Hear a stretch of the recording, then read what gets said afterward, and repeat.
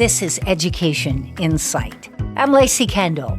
Last year, the Department of Labor Statistics reported that the apprenticeship industry has grown by 64% in the past decade. That's almost 15,000 new apprenticeship programs that have launched in just the past 5 years.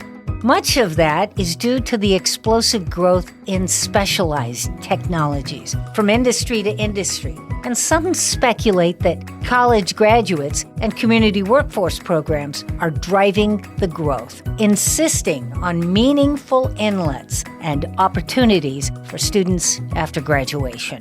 The Inland Empire is no different. Locally, there are programs that specialize in everything from welding work to water work and office work. Many business owners and corporations in this region are finding a better pool of skilled workers by utilizing programs that train and match those who already come with specialized skills. And those skilled apprentices are finding a smoother path to employment and to enhancing their skill sets even after college.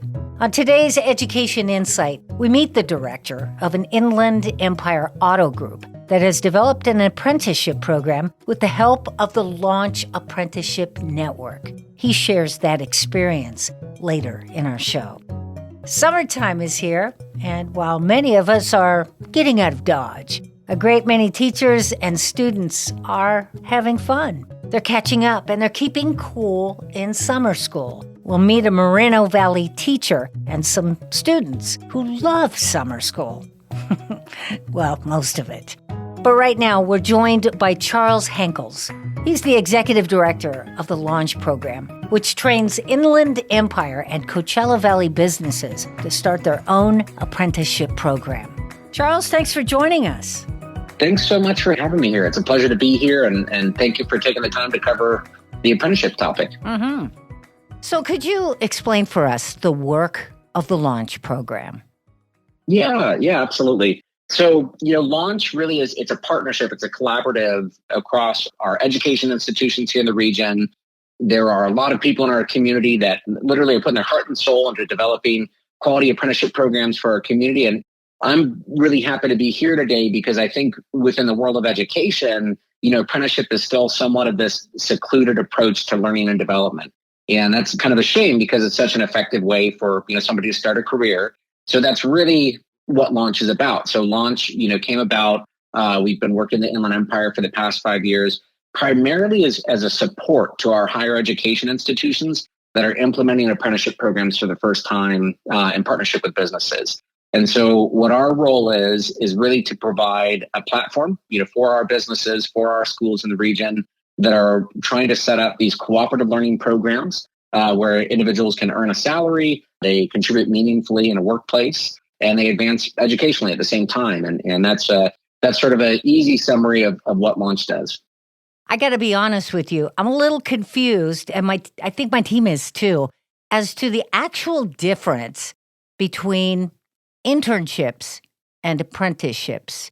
And I was wondering if you could explain and then tell us how important those apprenticeships are to Inland Empire workforce development.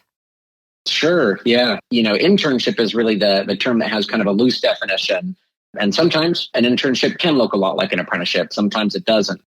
So, apprenticeship really is a method. It's as old as humanity, right? So apprentices, first and foremost, they're just people that they agree to work as a way of trading their labor, their time and their effort at their current skill level in return for learning. So, they would work under craftsmen, professionals, and it's kind of easy. So if you think about it in a, more kind of archaic sense, it's easy to think of blacksmith apprentices, right? Carpenters. But, even just within our country, apprenticeship initially was a model that was really used in a variety of professions. I always point out Alexander Hamilton, well-known person, thanks to musicals and, and popular culture these days. Yeah. But his first job was actually to be an apprentice at the age of 12. And he was an apprentice working in financing. And when he went to college, he had actually he'd been running a business at that point. And it's not apprenticeship, like I said, by itself has been around a long, long time. But when I say that, so when I give that story, And kind of alluding to your question, I'm going like, well, wait a minute, what does this mean? A lot of people kind of wonder. They go, well, what happened if we, if when our country was founded, apprenticeship was this option for people. Yeah. What's changed besides labor laws, right? So, to give you a little bit of explanation. So basically in the 1930s, as part of the labor movement, the United States passed legislation. It's called the Shelley-Maloney Act, or sometimes it's referred to as the National Apprenticeship Act.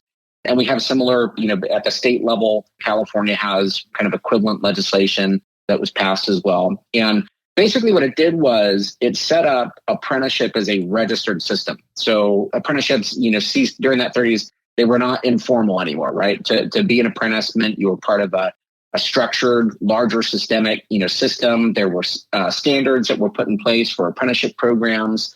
It also did stuff like set up both public regulation and funding that would sustain apprenticeship, maintain, quality levels within programs. And it also looked at ways to increase access for residents that are seeking apprenticeship opportunities.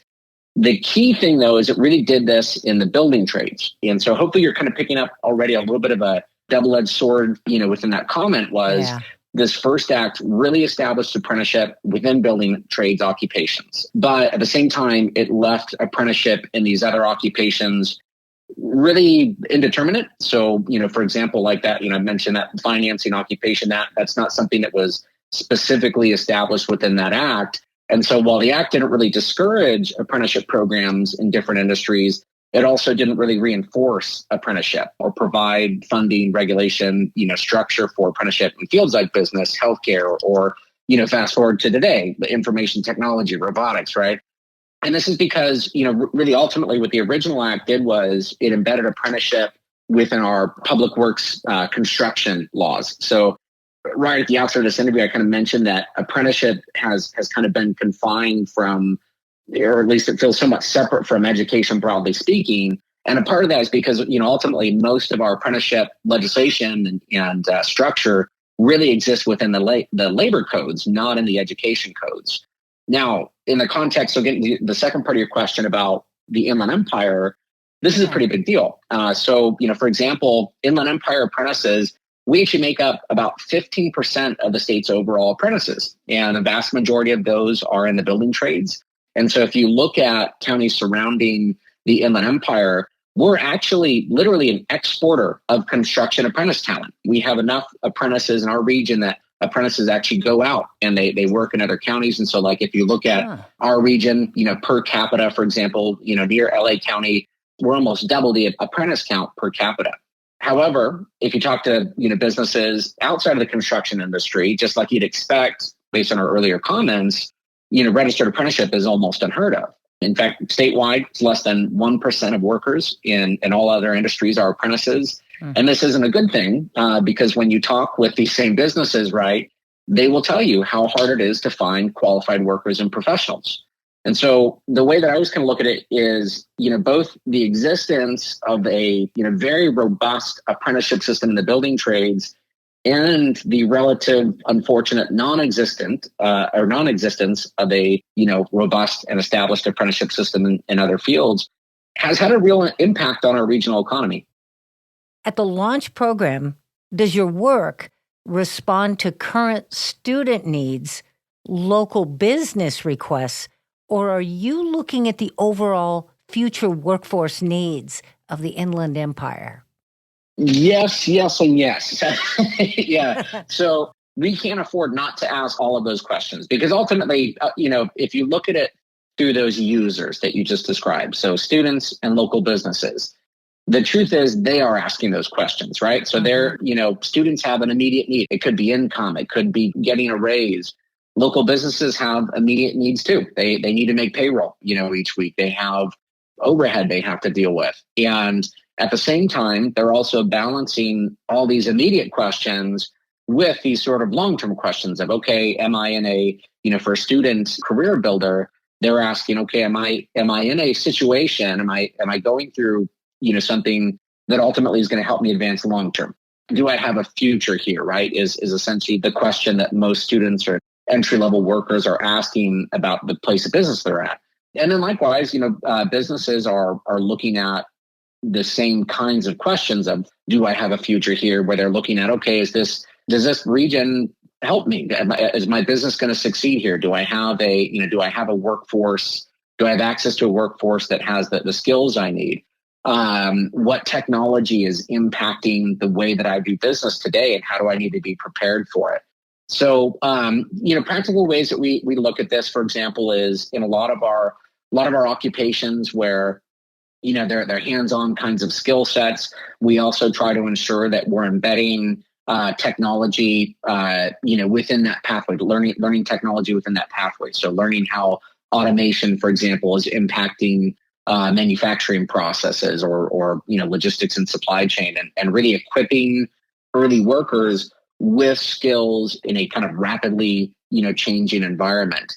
I can recall, it wasn't just 20 years ago, if you'd walk into a distribution center or something like that, you would see countless workers. Now when you walk into these locations, you're oftentimes really, really surprised by, how much machinery, how much equipment has sort of replaced that workforce. But those workers now that you do run into are making considerably more money. And they're dealing with technology in a way that probably most of us wouldn't even understand without going to school for a few years to learn. Sure. So it's definitely a big part of it is both looking at the immediate challenges that our businesses are facing in terms of talent recruitment, and then balancing that with both the long-term needs of both the businesses and the students. So in what ways does it benefit a company to take on an apprenticeship program? Before you answer that, we need to take a quick break. More with our guest, Charles Henkels, the Executive Director of the Launch Apprenticeship Network, in just a moment. This is Education Insight.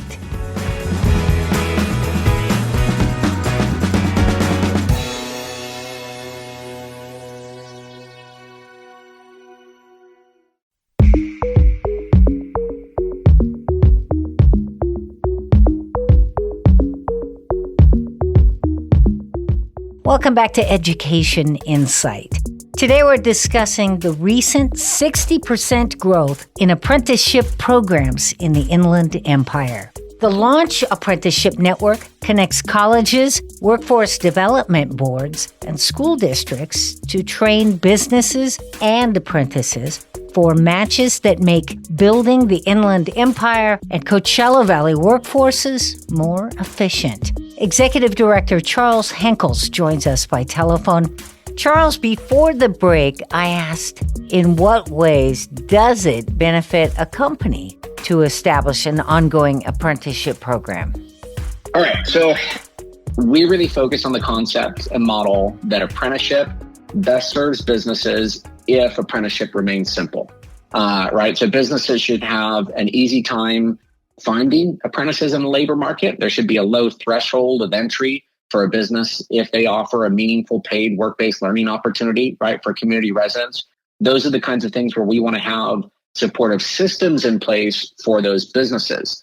So to achieve this, right, Launch really sees that it's important for really our academic institutions to be the establishers and sustainers of apprenticeship programs.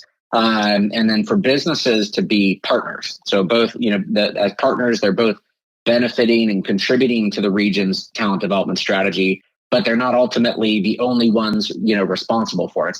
It's not completely on them. And so, I think this is, kind of going back to some of the conversation we were having earlier. I think this is where we have some of this wrong sometimes. So we look at, conventionally, we look at it like, okay, schools are preparing students to enter the workforce, and then businesses are sort of like prospective buyers, right? So that, students are going to go through, they're going to complete a program. And as long as the school did well, they're going to be able to, enter the workforce at a good wage and a good salary. And the employers are going to be happy that they got these graduates. But the problem is that intended transaction that we're saying is going to happen is happening after students have already gone through multiple years of education, right? Oftentimes taken on debt. And there's very little, sometimes even no communication between the businesses and the students, or even that much between the businesses and the schools. And so, the truth is that the businesses, in our region, really we can't just look at them as consumers, right? Consumers of talent, because in many cases, they're actually the creators. They are the premier creators of talent in our region. That's why when you look at job qualifications, you will oftentimes see work experience really held up as the premium, right, in terms of advanced job qualifications. Mm-hmm. And so what we try to do, what we really believe, within Launch is that it's really up to our academic institutions to set up programs so do this in collaboration with them and leveraging our local businesses, right, and our local business community. And if they do this well, they're going to provide an immensely more meaningful education experience for their students. And that experience is going to empower their students, right? Both right. In the immediate, in terms of their, like I said, some of those immediate benefits of apprenticeship, earning a salary, going through a program, but also long term. And so our biggest ask is really not that they're going to learn administrative requirements of running an apprenticeship program. If they never learn relevant, specific codes and regulations regarding apprenticeship, that means that as a system, we're probably doing our job fairly well. So if they're committed to identifying and forming our institutions, how our institutions can really better support, apprenticeship broadly within their workforce, meaning they can, companies can articulate to us meaningful entry-level positions that students can fill that are going to lead to mid and advanced level, career progressions. Those are the kinds of asks that we really have on our regional businesses. And so, I think the big ask for companies or what they should be prepared for is businesses play a leadership role in the apprenticeship conversation. That it is a change. They do, in the apprenticeship program, businesses really do provide more feedback to the schools regarding curriculum. They provide more feedback to the schools regarding, even things like wage and salary information. There's a little bit more communication that comes with it. But like I said, the benefit of that and the payout to the businesses is extraordinary. They get access to a talent pipeline. They have solutions for their workers that want to advance, as opposed to just kind of, leaving, being passive about that. Businesses have the ability to really lay out a career framework within their own business, which drives retention. It drives recruitment. It's really like I said, powerful system. And I think administratively, the goal is, like I said, set up our academic institutions in a way where they can systemically support apprenticeship programs. And then businesses can really come in as a partner, as opposed to needing to be, the end all be all for the program's infrastructure. If you just joined us, you're listening to Education Insight. Our guest is Charles Henkels, and he is the executive director of the Launch Apprenticeship Program. And to quote their webpage, this program leverages the workforce and education systems of the region's community colleges, K through 12 districts, and 2 workforce development boards. Launch acts as an intermediary and an education provider for businesses adopting the apprenticeship model. So I'm curious as to how Launch handles a business that wants to begin an apprenticeship effort. What goes into that, Charles? So it can be, a bit of a consultative process. So typically what we're working at first is we're trying to find the driving factor, right? The why or the pain point or whatever you want to call it. But generally when a business is looking at beginning to set up apprenticeship pathways within their company, they're trying to solve a problem. Maybe they don't have an effective recruitment plan. Maybe they don't have an effective succession planning, anything like that. And so the first question that we're typically doing is trying to drive at that question with our business partners and find out, okay, what is it that we're trying to solve? How is an apprenticeship going to help this business? And that goes back to your question of in the immediate. And so a lot of times what it looks like for businesses is there's sort of 2 parts to it. One is connecting them with relevant institutions that can help address that need. So we have in our region actually probably a very, very impressive alignment of things like career technical education programs that really are built in ways that they're meant to align directly with our regional labor market. And so a lot of businesses that we work with oftentimes are actually pleasantly surprised, for example, when they walk onto a community college campus and they'll see the same technology being used in the classroom that they that they use in their place of business. And so that's kind of part one. Generally, is like I said, is figuring out what problem is the business trying to solve, and then connecting them with relevant institutions that are going to help them solve that. And then step two is, what we would refer to as kind of the setup, right? So it's then going like, okay, let's look at the job descriptions. Let's look at the available, work opportunities at your place of business.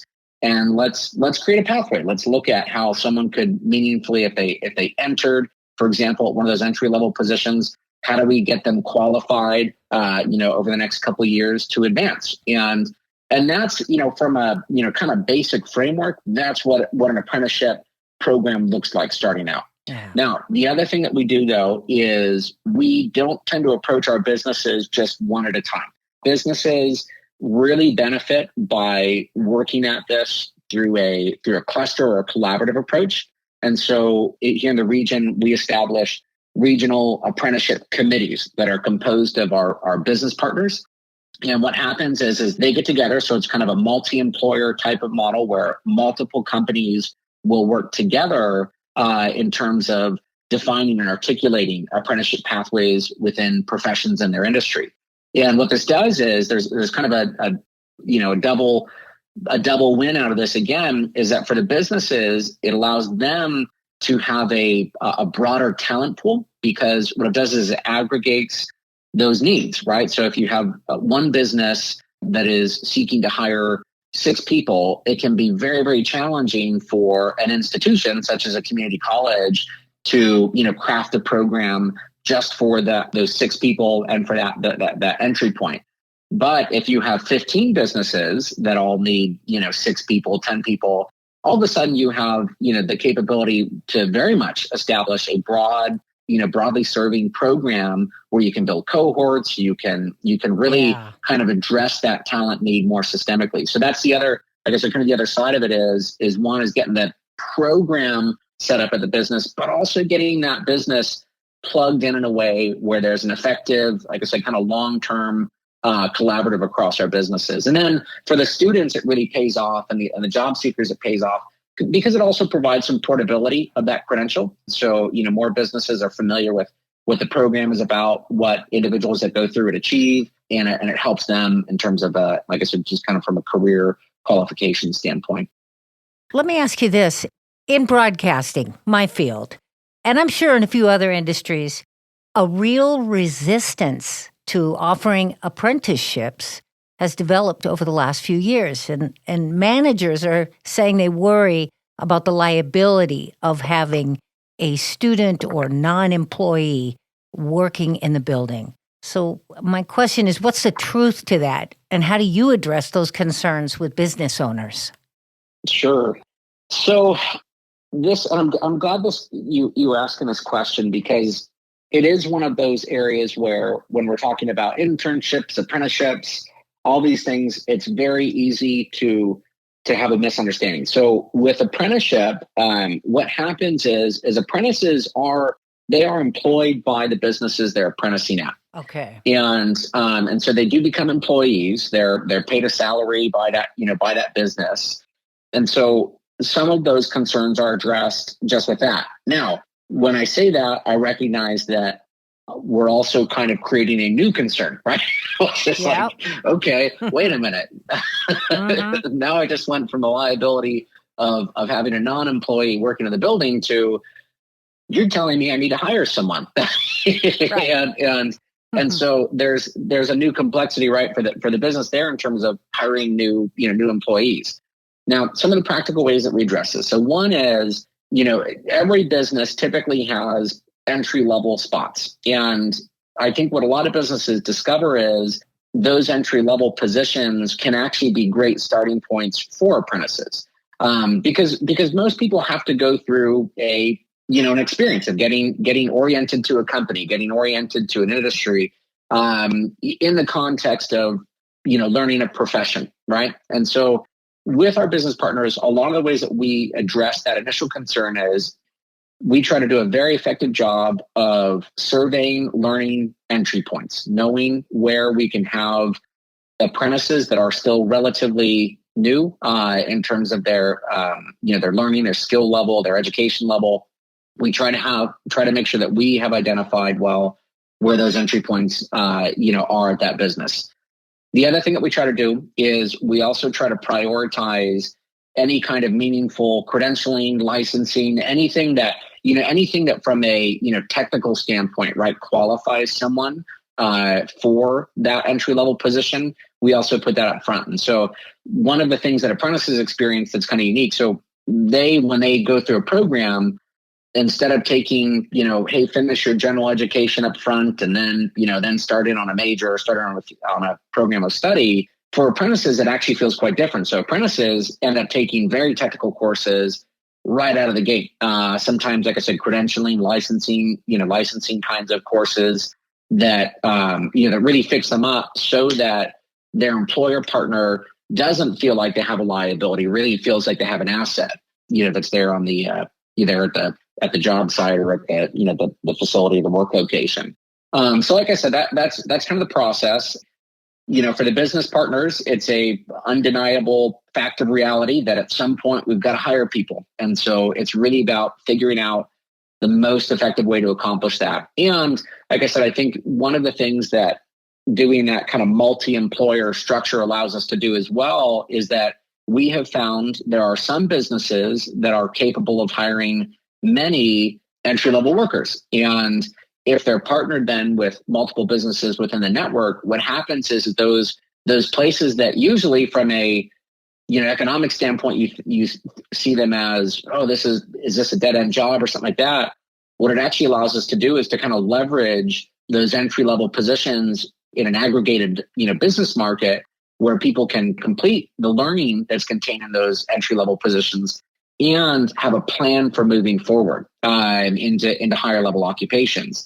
And by partnering the businesses together, what it does is it lowers the ask on any one particular business to manage full career experience. And an apprenticeship is very common. We call it work rotation. And basically what it means is we have intentionally by design helped people address low to mid to advanced level skills even through different types of job titles and work positions. This is Education Insight. What would you most like business owners to understand about apprenticeship programs that maybe they don't know? I think that I would want businesses and business owners really to understand, their role in terms of being leaders within this work. I mentioned before that our approach with businesses is really a solutions-oriented approach. So when we're engaged with business partners, we are actively trying to help them solve problems that impact their bottom line. But with that being said, the truth is that the businesses that understand the deeper work that I think we're trying to do as a region, as a system, right? As educators, other business partners, folks like me that are working on developing programs like that. When businesses really understand at a deeper level that, hey, this is something we can be good at as a local region, when they kind of embrace, I guess, sort of the community development aspect of it, that we're trying to build pathways for community residents to have good careers. We're trying to build talent solutions for businesses to be able to succeed and grow, right here in our local economy. I think when businesses become champions in that regard, that's when we really start to see these things go from just being, hey, this is a program I can use to get some new workers, to really being something bigger than that, something that companies see a true value in, both for their own business, but also, within their communities. And so I think we don't need every business to understand that. So when I say that, it doesn't mean that we're going out to every business having a similar conversation to the one like you and I just had. Yeah. But we do think that if more businesses in the community really understood that, what it would help with is it would help them overcome some of those initial hindrances, some of those initial barriers where they're saying, okay, do I want to do this apprenticeship program? Is it going to be a time commitment, or do I have, is this going to impact my business in some way?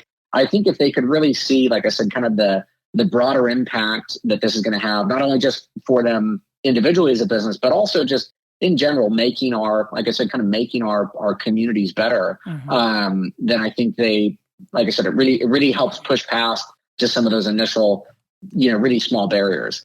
And then, with that being said, I think that's a part of the initial challenge with apprenticeship is that because we do have a registered apprenticeship system, we do have these ways that the public infrastructure of the colleges and the workforce development boards, there's a way that these things can be leveraged. And it requires, having some administrative processes that businesses have to orient for the first time.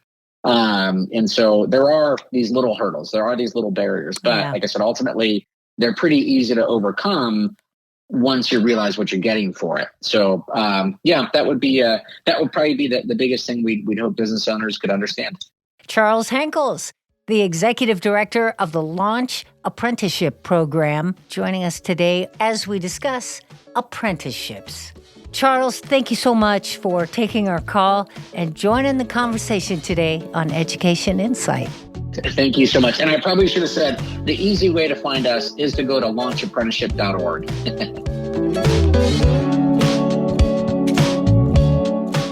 You're listening to Education Insight. Today we're discussing the rapid growth of apprenticeships in the inland region. One business person that would know about that is David Butler of Walters Automotive Group in Riverside. He and his company have worked with apprentices from the Launch program and others before it. David, thanks for joining the conversation here today. Thank you so much for having me. I'm really looking forward to the conversation. Yeah.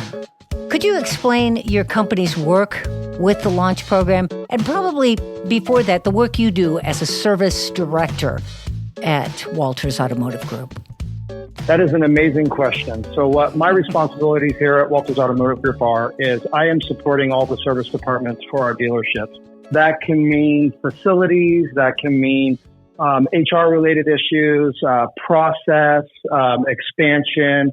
So pretty much that anything that can't be handled at the ground level at the dealership, that's when they would get me involved. So it's the challenges are new every day and very exciting. With the Launch program, that has been something that was completely unexpected. So I received a call quite some time back in 2021 from Riverside City College if I was interested in participating in this program. I had no idea what I was signing up for. So now we start this relationship and looking at these apprentices, and what it's become is something amazing for the automotive group. Honestly, something that we rely on. So it's been a great relationship development, and it's also been a great partnership on both sides to help the program grow and help our dealerships grow. So tell us, if you would, what kind of work are the apprentices actually doing at your workplace? So we start them out slow. They're still in school when they start with us. So we want to make sure that whatever we're giving them and challenging them with, it coincides with what they're learning. And then we slowly start to grow into more complicated repairs. When they start, they're doing very low level, oil changes, entry level repairs. But we want to continue to challenge them as they go through the program and as their learning develops. From your perspective, how significant are apprenticeships to the workforce, in particular at a dealership? For us, we have started relying on it. It is something that we need now. Previously, we would kind of look at whoever we had on staff and see if we can kind of home grow our own technicians. Where the apprenticeship programs, they do that for us. They do the selection process for us. They help get these young technicians prepared for what they're walking into. And without that, it would be so much more challenging for the dealerships to be able to start that from the beginning. This is Education Insight. David, you mentioned that this originally started for your dealership with a program through Riverside City College and now evolved into Launch. How long has your dealership worked with apprentices? So we've always had some version of an apprenticeship program, sometimes in-house or looking through some trade schools. But this partnership with Launch or with the RCC started back in about October of 21 and rapidly developed. It was something that, and I was definitely working more with Riverside City College than any of the other community colleges. But that grew, and everybody saw the growth of the program at RCC, and it really started to pick up some momentum. So now it's expanded to many more colleges, and our dealerships are getting apprentices from all the local community colleges, which has been great. So what did most dealerships do to address workforce development in years prior?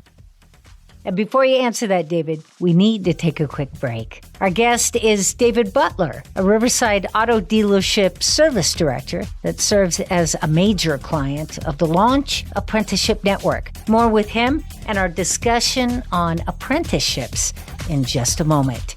This is Education Insight.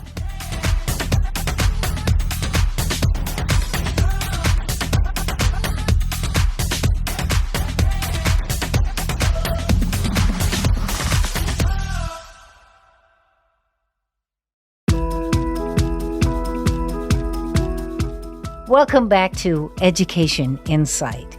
Coming up, regardless of how you or I may remember it, some Inland Empire kids and teachers are having a great time in summer school right now.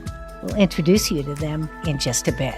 Before the break, we met David Butler, a supervisor who oversees a number of apprentices working at Walters Automotive Group in Riverside. David, before the break, I asked, what did your workplace, or if you know, what did most dealerships do to address workforce development in years prior to this? That is a great question. We would do whatever it took to try to train, whether it was a car wash valet, whether it was a greeter, whether it was any support staff, anybody that showed an interest in becoming a technician, we would have to bring them into the shop. But the problem with that is you do not know what their mechanical abilities are. You don't know if it's something that they're going to love, if there's something that they even gravitated towards when they started in the workforce. Yeah. The apprenticeship program does all of that for us. We already know that they have an interest. We already know that they have the ability. Now it's just our job to teach them the skills that they need to be successful. How difficult was it to start up an apprenticeship program, when it was new? And did management have concerns? It was expensive. So what would end up happening is we would take these entry-level employees and we would assign them to a mentor. Well, typically your mentor was one of your highest producers in your dealership. So now you're taking them away from their everyday responsibilities and getting them to teach a young apprentice, which was great. However, it was hugely costly, and it would take so much time. Sometimes, 1 to 2 years before we could really say, okay, this apprentice is ready to go on the front line and start working on cars on their own. It was really tough. If you just joined us, you're listening to Education Insight. Our guest is David Butler. He's the service director at Walters Automotive Group, where they're part of a collaborative with the Launch program that introduces specially trained apprentices into Inland Empire businesses as a means to enhance the local workforce. David, how meaningful have you found the skill sets of the apprentices as they arrive at that moment when they first get there? Well, again, the Launch program and these local community colleges have done the vetting process for us. We already know that these people that are coming in are capable and ready to work. And it is nice because when you develop these partnerships with the colleges, they know what we expect in our organization. I work with some very high-line manufacturers, and we're going to expect somebody that's a cut above. So they know this, and they give us the talent that we need to be successful and also make the individual successful. So how have the apprentices at Walters adapted to daily demands and that learning that is necessary to add to their growth and, of course, to the efficiency of your departments? So it is a very slow process. As you will see with a lot of automotive trade schools and programs, the pass rates are not the highest. And that's because becoming a technician is so challenging. So we do not want to feed too much information into the apprentice too quickly. That usually causes some pretty big challenges for them. So what we do is a slow day by day growth, expose them more and more to the operations, to the repair procedures, to education, to service information. And as long as we do it slow and methodically, they have a great chance of success.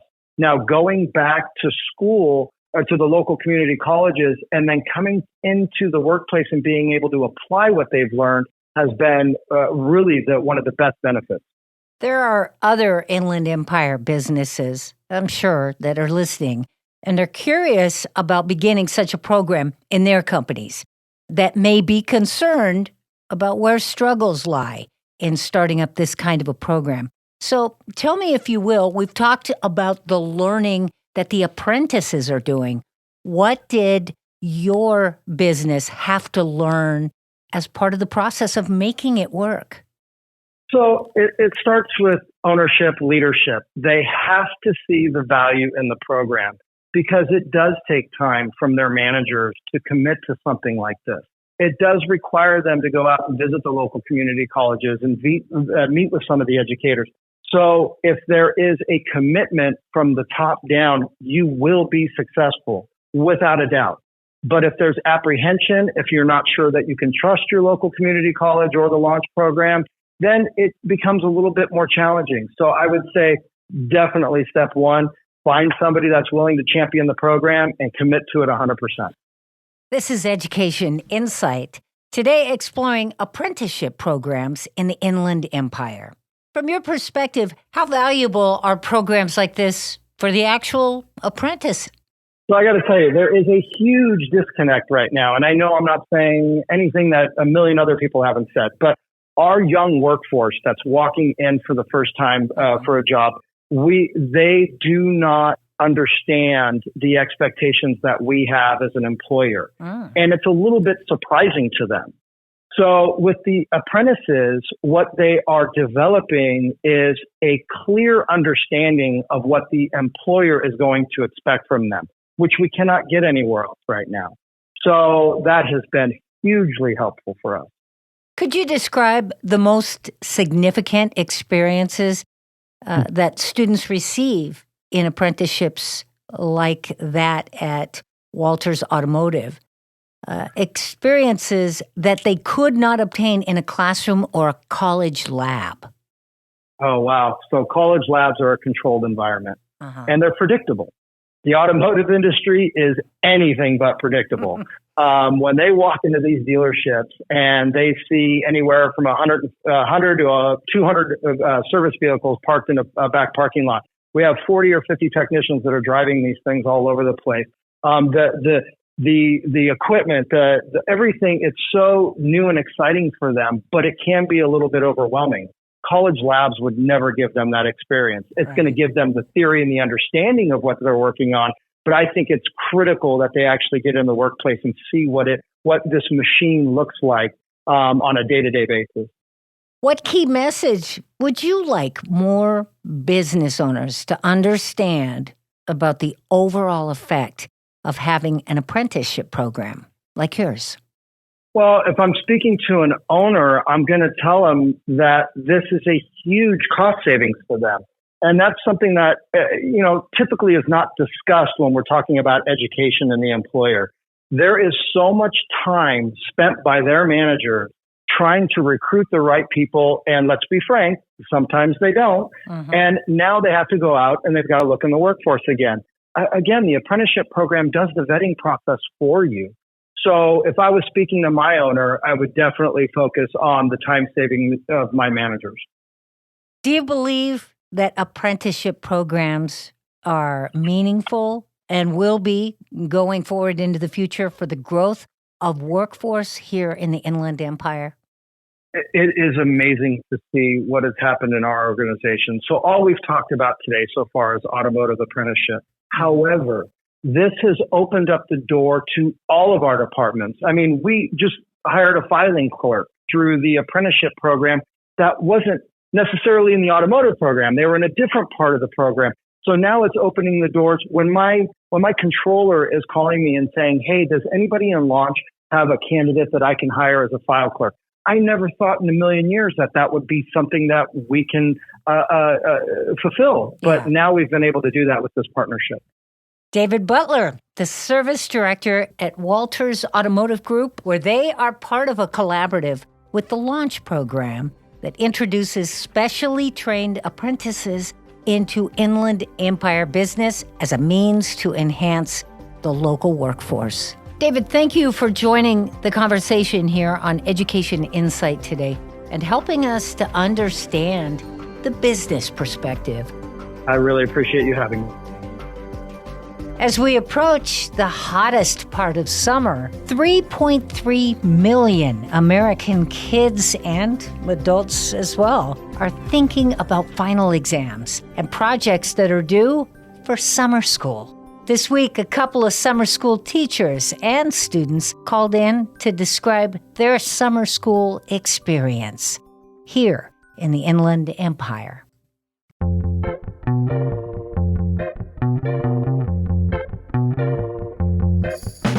Summer school is an opportunity for me to continue my general ed and in pursuing the studio arts for transfer degree.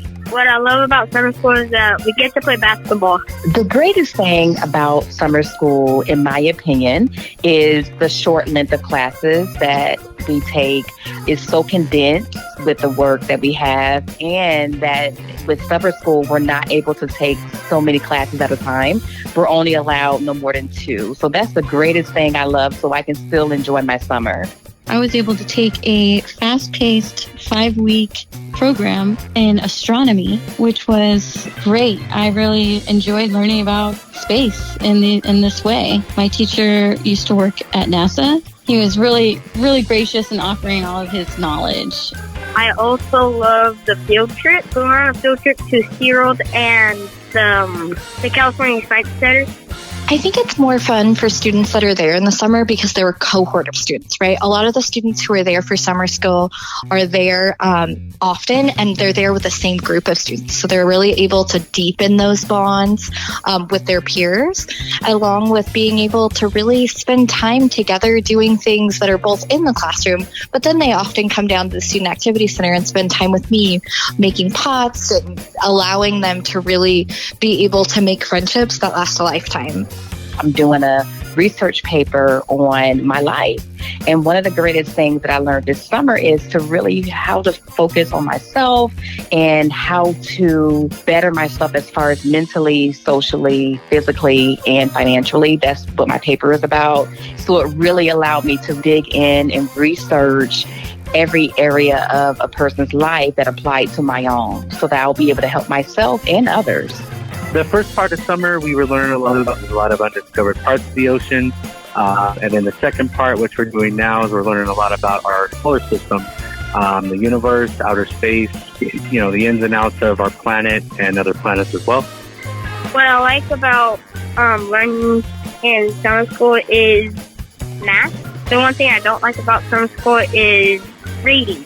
For me, summer school is wonderful. I love it. I'm able to still enjoy life and still go to school at the same time.